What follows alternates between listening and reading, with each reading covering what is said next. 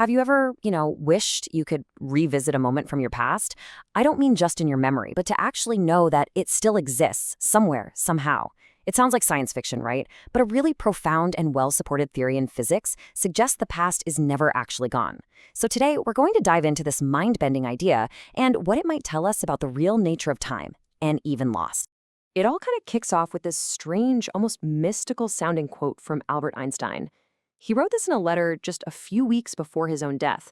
And it wasn't poetry, it wasn't some kind of wishful thinking. He believed it was a statement of physical fact. But to really understand what he meant, we need to know the story behind it and who he was writing to. You see, the story behind these words isn't about abstract equations. It's about a deep personal loss and a friendship that literally shaped the course of modern physics. So, in March of 1955, Einstein gets the news that his oldest and closest friend, Michele Besso, had died. I mean, these guys had known each other for over 50 years. Besso was his sounding board, the only person thanked in that revolutionary 1905 paper on special relativity. In a letter to Besso's family, Einstein wrote that his friend had preceded me a little in leaving this strange world. And then he offered that strange bit of consolation we just saw, that for physicists, time is just an illusion. Okay, so what did he actually mean by that? The crucial thing to get here is that Einstein was not talking about a spiritual afterlife.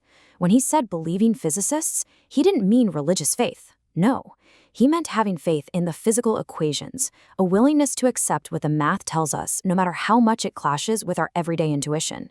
And what his physics told him was that every single moment in time is just as real and permanent as any point in space. To really wrap our heads around this, we have to challenge our most basic experience, that feeling that time flows. We feel the present moment slipping away into a past that's gone forever, and we're moving toward a future that doesn't exist yet. But the fundamental laws of physics, they just don't see it that way at all. And that's really the core conflict right here. Our intuition, our feeling, tells us time is like a river flowing in one direction. But when you look at the math of physics, it describes time more like a landscape, a frozen map.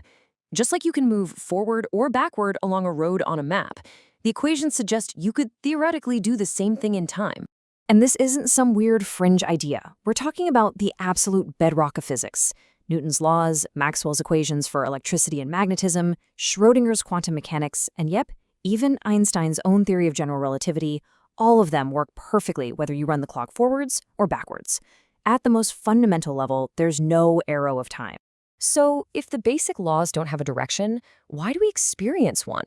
Well, the answer seems to come from this one single, powerful principle, the second law of thermodynamics. It introduces this idea of entropy, which is basically just a measure of disorder. And this law says that in any closed system, the total amount of disorder or entropy will always increase. This relentless march toward chaos is the only thing in physics that gives time its apparent one-way street. Think about an egg. It starts off as a highly ordered system. You drop it, it shatters into a mess, a state of high disorder. You will never, ever see those pieces spontaneously fly back together to remake the egg. That's entropy in action. And it's this process, this increase in disorder, that our brains interpret as the forward march of time. But here's the kicker. This is a statistical law. It's about what trillions of particles are likely to do. It's not a fundamental property of time itself. Now, the next piece of this wild puzzle came from Einstein himself. He didn't just question the flow of time. He completely shattered the idea that time is the same for everyone. His theory of special relativity showed that there is no universal clock ticking away for the whole cosmos. The rate at which time passes for you depends entirely on how you're moving relative to someone else. And this isn't a trick of perception. Time itself literally slows down the faster you move. And hey, this was actually proven. Back in 1971, in the Hayflick-Kading experiment, scientists flew these incredibly precise atomic clocks on commercial airplanes. When the planes landed and they compared the clocks, the ones that had been flying were slightly behind the clocks that stayed on the ground. They had literally experienced less time. Einstein was right. This effect is everywhere. Gravity also warps time, which means someone on the top floor of a skyscraper is aging just a tiny, tiny bit faster than someone on the ground floor. It's a huge deal for things like GPS satellites. Their clocks have to be constantly corrected or the whole system would fail. But as you can see here, you take it to an extreme, like near a black hole, and time can slow to an almost complete stop compared to us. Okay, so what happens when you combine these two radical ideas? First, that the fundamental laws of physics don't care about the direction of time, and second, that there's no universal now. Well, the conclusion you're forced to arrive at is staggering. Physicists stopped thinking about space and time as separate things. Instead, they merged them into a single, four-dimensional structure called spacetime. So just like an object has coordinates in space, length, width, and height, an event has coordinates in spacetime, 3 for where it is and 1 for when it is. In this spacetime model, the universe is a complete four-dimensional block. The past, the present, and the future, they all exist simultaneously within it. Events don't happen and then disappear. They simply are. They're fixed points in the geometry of spacetime. This means the dinosaurs aren't gone. They're just at a different set of space-time coordinates than we are. The physicist Hermann Weyl summed it up perfectly with this quote.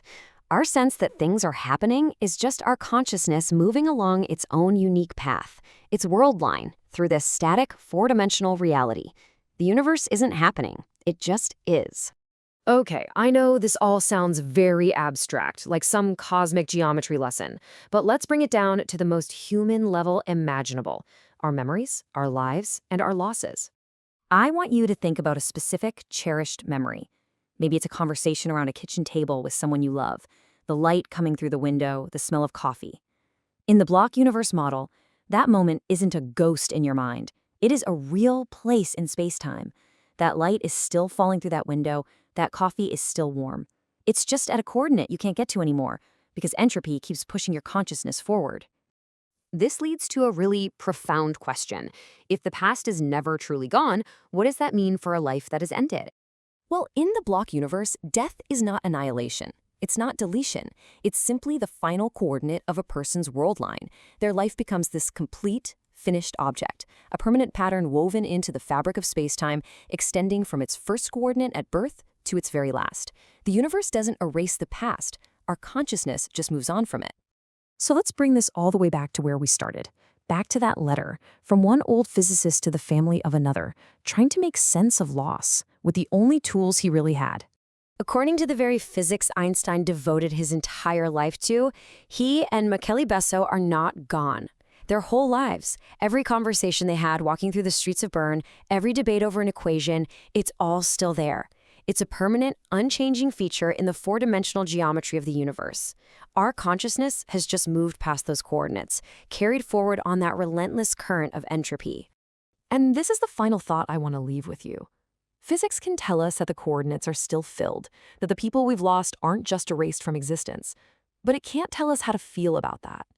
So I'll ask you, does this picture of reality, the idea that every person you've ever loved is still there, forever a part of the universe's story, does that change the nature of grief? Does it ease that deep feeling of absence? That's a question physics can't answer.